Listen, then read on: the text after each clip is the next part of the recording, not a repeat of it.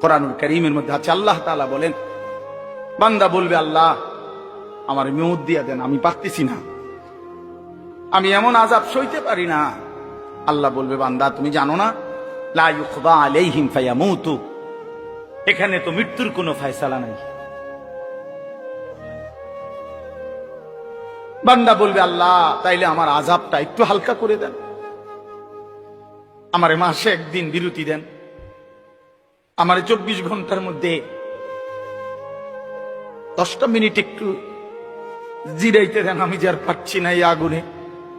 আল্লাহ বলেন, না বান্দা, ওয়ালা ইউখাফফাফু মিন আযাবিহা, না বান্দা, 1 সেকেন্ডের জন্য এই আযাব হালকা করা হবে না। জাহান্নামী বলবে, আল্লাহ তাইলে আমারে দুনিয়া দেন, আমার কুদ্দু যাইতে দেন আমার দুনিয়ায়, আমি এবারে গেলে নেক আমল করব। আল্লাহ বলবেন, না বান্দা, না না।